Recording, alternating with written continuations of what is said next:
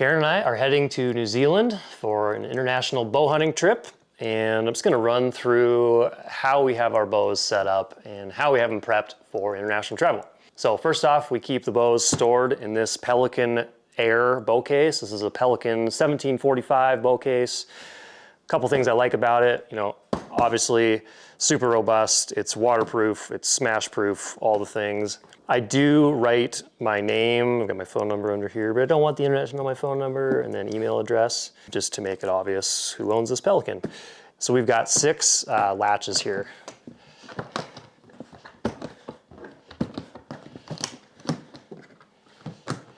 And one thing I absolutely love is 2 of the latches have got TSA locks on them, and this thing comes with 2 TSA lock keys.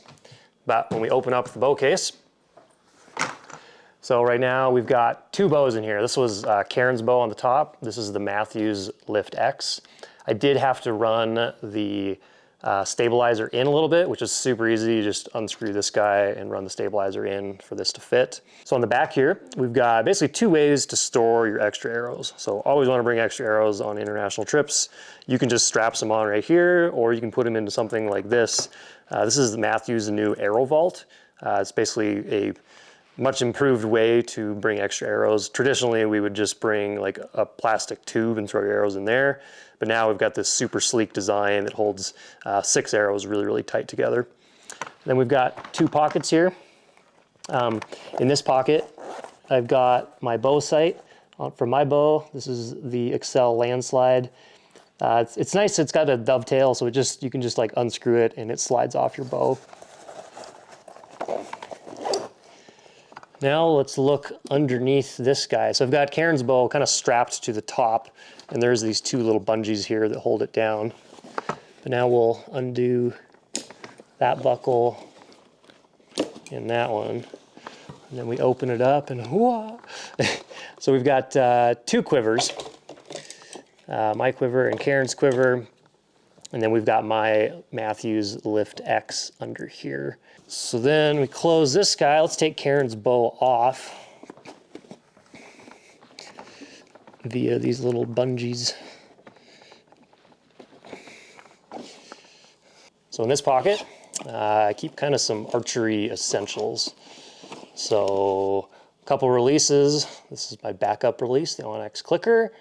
This is Karen's primary release, the blade 2 maybe, I think it's just the blade, true ball blade. This is my primary release, the Evolution Outdoors Ibex. It's a hinge with a clicker, and it also attaches to your D-loop. We've got a box of extra broadheads, mostly Evolution Outdoors hide broadheads, and I've taped it together just because like on the rare chance that the case gets throttled and the thing pops open, like that would just suck. Lots of sharp things in here. And I've only got 1 set of bowstrings, so I don't want to slice a string. And then I've got my archery emergency kit. A couple more things. Some extra lighted nocks. I've got some black electrical tape, just because you never know. And then some zebra bow wax.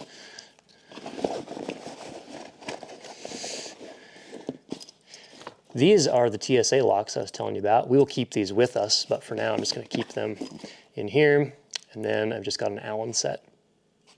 All right, over here on this side of the case, I've got my Matthews limb legs, and I can just attach these to the bottom of the bow, and I can then set my bow down without having to lay it down in the dirt.